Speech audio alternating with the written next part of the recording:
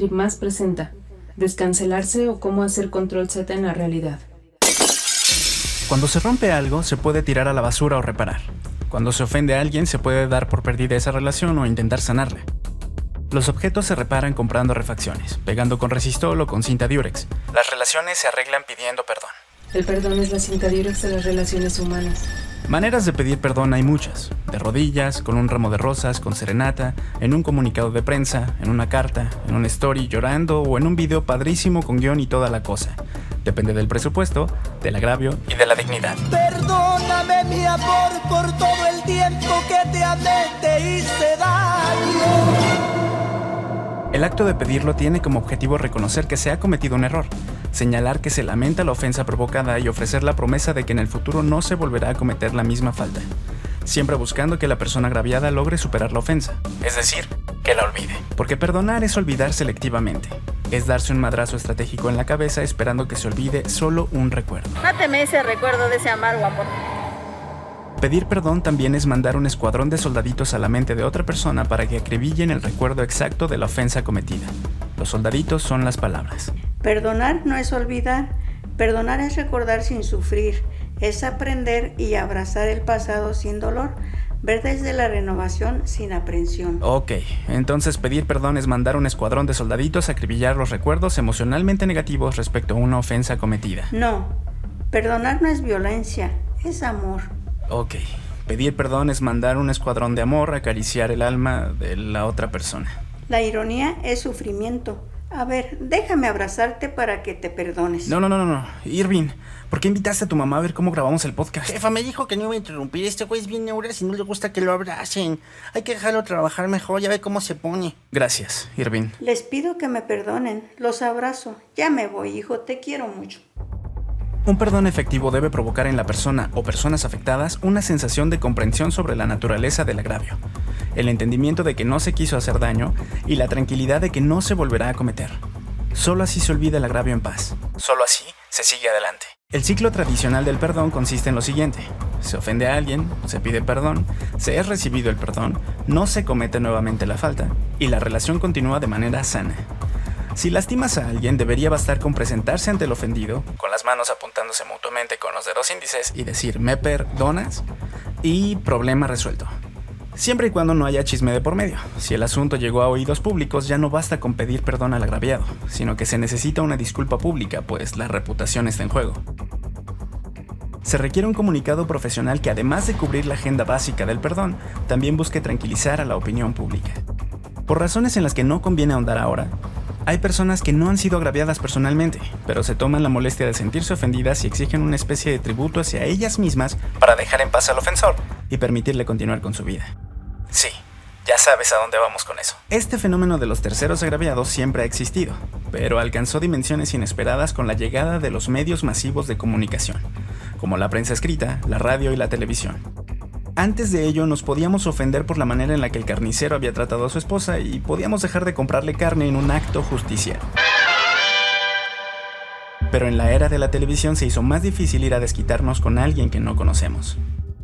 Al acercarnos a injusticias lejanas, nuestra capacidad de tomar cartas en el asunto se diluye, pero nuestra sed de justicia crece.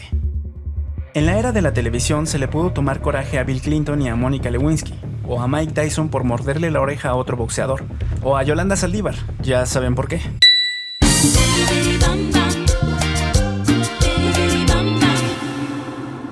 Ahí ya estaba la semilla de la cancelación, pero hacía falta que fuera regada por la agüita bendita de las redes sociales.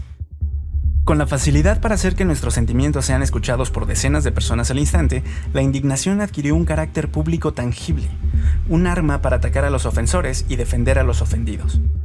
Las ideologías que tienen en su agenda la lucha social se vieron especialmente favorecidas. Las comunidades producto de tales ideologías adquirieron una nueva herramienta para proteger sus intereses. Pero no nos engañemos, no solo la agenda progresista se ha visto favorecida por las herramientas digitales.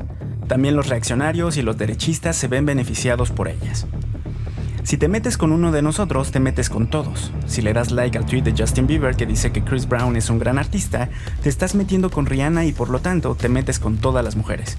O con todos los seres humanos. Y por lo tanto, conmigo. Si eres el papá de Britney Spears, te aferras a ser su tutor legal, no la dejas ser libre y la sigues explotando aunque ya sea muy mayor de edad, te metes con todas las que nos creemos princesas del pop y por lo tanto, conmigo. Y si también te metes con Donald Trump, te metes con todos los gringos tontos y te metes conmigo. Internet es una perra que muerde parejo. Un instinto nuevo ha despertado en cada ser humano. La justicia del universo está en su propia mano. Ya nadie tiene por qué sentir impotencia. Podemos ser parte de una gran comunidad que clama por justicia. Y cancelar.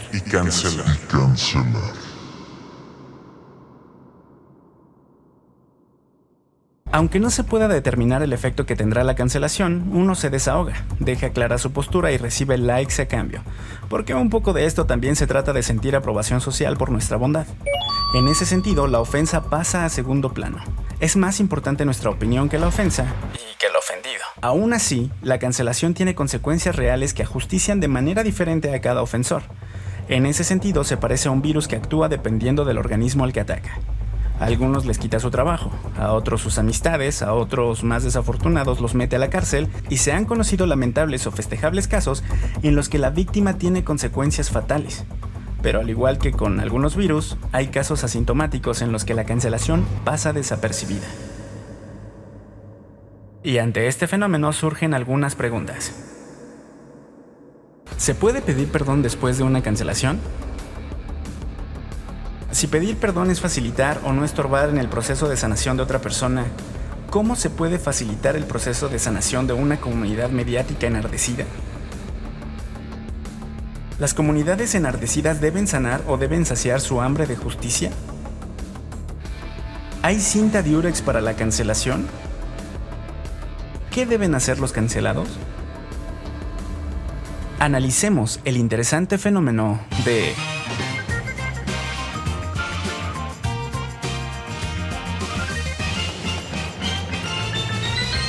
Los cancelados que quieren ser aceptados de nuevo. esos seres humanos que intentan luchar contra el orden natural del tiempo y borrar una acción de su pasado, o al menos el efecto de esta. Este episodio fue escrito durante las Olimpiadas de Tokio 2020, por lo que nos pareció buena idea calificar los perdones como si fueran clavados.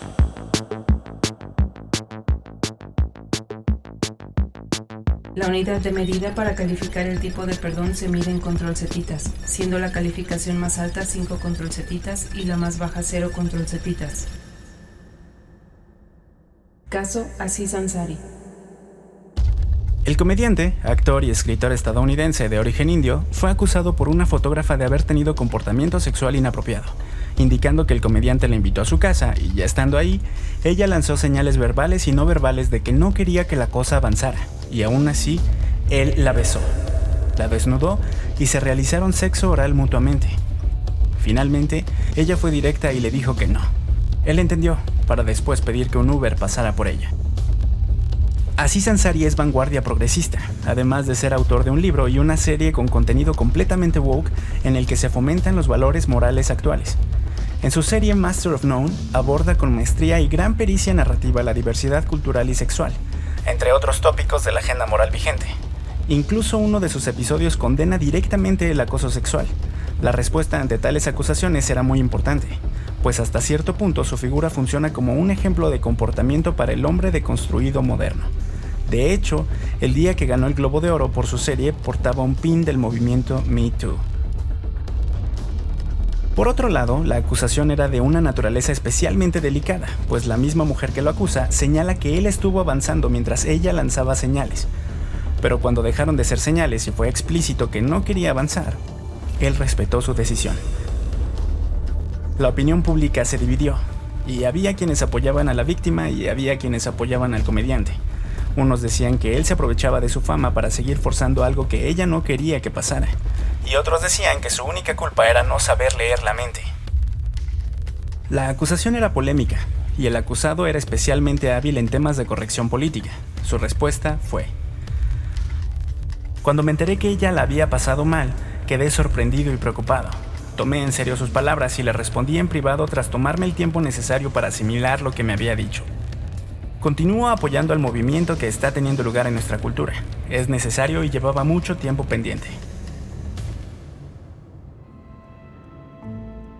Sus disculpas cumplen con todos los requisitos. No niega las acusaciones, no aprovecha la polémica sobre si él o ella tenían la culpa, es empático con la víctima al afirmar que toma en serio sus palabras y se esforzará por asimilarlo, y realiza un compromiso moral al afirmar que continúa apoyando a Me Too. Finalmente, su pronunciación fue acompañada de un retiro de poco más de un año de los escenarios. Sabía que no solo había ofendido a una persona, había ofendido a una comunidad sensible y que debería facilitar que se sanara la herida y que olvidaran la ofensa. Cuando finalmente aparece de nuevo, lo hace en un especial de comedia, con una intro modesta y nada explosiva comparado con sus anteriores intros, como entendiendo el arrepentimiento y humanizando lo que antes era glamour y explosividad. Casi se siente como si estuviera pidiendo permiso para entrar de nuevo en la vida pública. ¿Están todos bien? ¿No estamos enojados? ¿Puedo pasar? Prometo no acosar a nadie. Entra con una canción melancólica, relajada y que se mantiene prendida incluso cuando los asistentes a su especial gritan eufóricos. Sabemos que gritan eufóricos por las imágenes, pero no se escucha el ruido. Después de saludar al público, agarra el toro por los cuernos y confiesa con un tono de voz casi como un susurro, que fue un año de reflexión e introspección que espera que lo hayan hecho mejor persona. Inmediatamente después, comienza una aguda crítica a la cultura woke, pero desde un lugar del que sí puede hablar: el racismo. Con ello se venga un poco de los blancos buenitos y continúa con su show y con su vida. La acusación le costó un año, pero fue una magnífica ejecución del arte de pedirle perdón a la sociedad de la cancelación. Siguió trabajando, siguió haciendo series y actuando, y todo le va bien. A lo mejor hasta ya volvió a salir con la chica. Podríamos dejar la ejecución de Aziz como el canon de lo que se debe hacer ante la cancelación. Calificación 5 control setitas.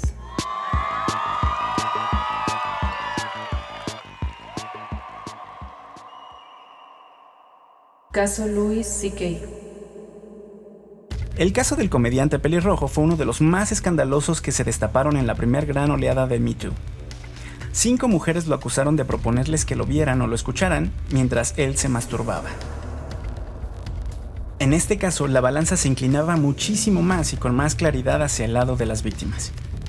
Se canceló la distribución de una película que acababa de estrenarse y que en su primer festival había sido aclamada.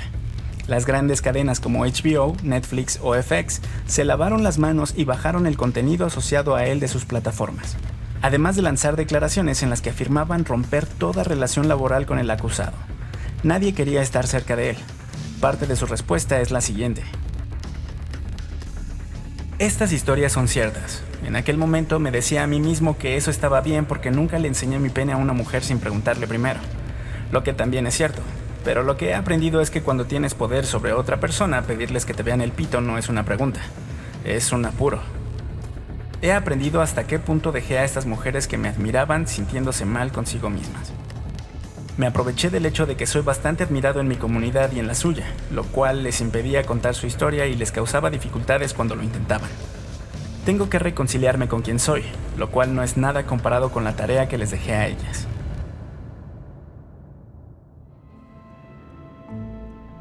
La misiva de Louis C.K. es más grande que la de Ansari, pero el agravio también lo es.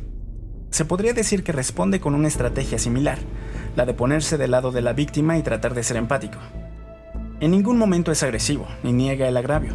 Incluso explica un poco y ahonda en la naturaleza de la ofensa que realizó. Es decir, da herramientas para que quienes pudieran apoyarlo se pongan del lado de la víctima, y otorga explicaciones sobre el origen de la conducta inapropiada, como explicando por qué actuó equivocadamente. Esto puede representar para el lector o para el público al que va dirigida la carta una oportunidad de ser doblemente empático. Por un lado se entiende a la víctima y por otro se entiende al victimario, pero desde un enfoque aleccionador, como advirtiendo del daño que se puede hacer al no ser empático con alguien sobre quien tienes poder. Fue una movida arriesgada. El comediante se retiró durante más de un año de los escenarios y regresó con un especial de stand-up. Su regreso fue diferente al de Aziz Ansari. No lo respaldó ninguna plataforma grande y su película seguía, y de hecho sigue estando cancelada. La naturaleza del agravio era mucho más violenta, y pese a la disculpa magistral que redactó él o sus asesores, la sociedad no ha olvidado, no ha sanado la herida, y quizá no sane pronto. El grado de complejidad de esta disculpa era superior al de Aziz Ansari, pero falló.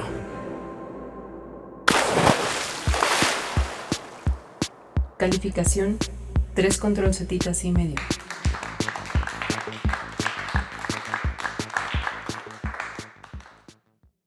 Caso Arad de la Torre. Durante el programa matutino de algún canal de televisión mexicana, Arad de la Torre y sus compañeras conductoras se pusieron a opinar del caso de la youtuber Nat Campos, que acusó de violación a otro youtuber, Rix. Entre todos los presentes comentaban que todo estaba muy raro, que la youtuber no debería tomar tanto hasta no saber dónde amaneció. Y Arad de la Torre, muy seguro de sí mismo, comentó que ese tipo de acusaciones podían detonar que cualquier persona denunciara en cualquier momento por haber estado en una borrachera que sucedió hace 11 o 12 años. Las redes sociales condenaron el hecho de que los conductores no se hayan puesto del lado de la víctima y los estuvieron linchando mediáticamente durante 1 o 2 días, como suele pasar en estos casos. La realidad es que este tipo de declaraciones suelen olvidarse pronto. Es el típico caso en el que una opinión es molesta e imprudente, pero no tiene la importancia suficiente como para ser recordada 2 meses después. A Arad de la Torre le hubiera convenido hacerse el muerto y esperar a que se olvidaran de él. Pero le pareció buena idea agitar el panal con una de las peores disculpas públicas jamás enunciadas. Aquí una selección de los peores momentos del desafortunado video que publicó.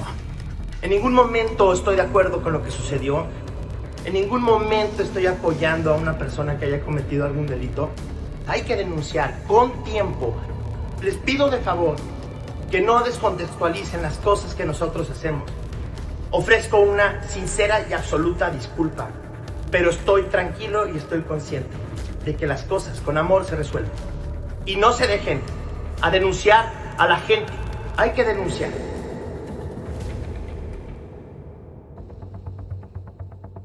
No se pone del lado de la víctima, no es comprensivo, tiene una actitud de regaño, no acepta haber cometido un error, ofrece una disculpa solo como pretexto para volver a reforzar la postura que lo metió en el problema en primer lugar.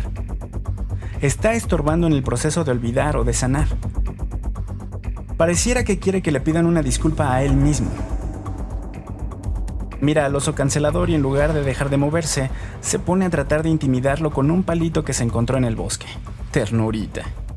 Naturalmente, el producto de esa disculpa fue un linchamiento exponenciado, que le recordó a muchas personas la ofensa original y a las que no la conocían las informó. En ambos casos consolidando su propia imagen como alguien que no siente empatía por ningún tipo de víctima y que solo se molesta porque no hacen lo que él cree que es correcto, es decir, denunciar rápido. Calificación menos 10 controlcetitas.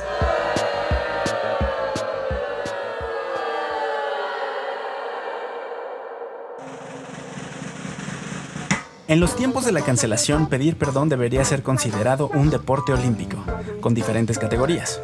Nos tomamos la libertad de proponer algunas. Categoría Rix. Pedir perdón antes de entrar a la cárcel. Categoría Just Stop. Pedir perdón desde la cárcel. Categoría Mao Nieto. Pedir perdón para fingir ser aliado y que después tengas que pedir perdón por intentar ser protagonista. Categoría Ricardo O'Farrill. No pedir perdón y publicar un video de Dave Chappelle. Categoría Woody Allen. Pedir perdón y demostrar en la corte que eres inocente y aún así seguir siendo acusado más de 3 décadas después. Categoría Botellita de Jerez. Pedir perdón con suicidio incluido. Juntaremos firmas para enviar solicitud al Comité Olímpico. Seamos serios nuevamente. Este podcast no está a favor de los ofensores, ni promueve la absolución de ellos en la medida en que estos sepan o no pedir perdón. Simplemente de todas las audacias del ser humano, una que quizá exceda a las demás es su creencia de que se puede modificar el pasado, o al menos la manera en la que éste es interpretado por otras personas, o bien en la que éste afecta emocionalmente a otras personas. Algunos logran la hazaña, y otros no. Hay filosofías que abordan el problema del sufrimiento desde un enfoque personal. Nada ni nadie debería tener poder sobre nosotros para causar sufrimiento, pues este es un derivado del deseo y del miedo. Por lo que es uno mismo y nadie más quien tiene acceso a esas fuerzas interiores. Desde ese enfoque, pedir perdón es ayudar en un proceso que no corresponde a uno mismo. El acto de perdonar es una acción que solo puede realizar quien ha sido ofendido y es ella o él quien debe trascender la ofensa para librarse de ella. Aquí surgen preguntas interesantes. Si al final el perdón es ver la ofensa del pasado sin que ésta tenga efectos negativos sobre ti, ¿es realmente necesario que la otra persona pida perdón? ¿Uno puede liberarse del poder de una ofensa por medios propios sin que el ofensor ayude?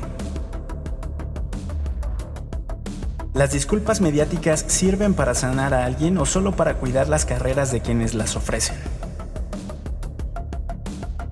¿Pedir perdón es un acto necesario para quien fue ofendido o es parte de un espectáculo al que somos adictos?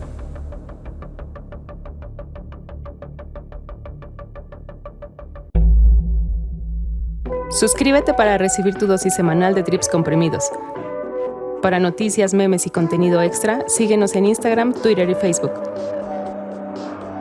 Este podcast fue traído a ustedes por Avioneta Studios.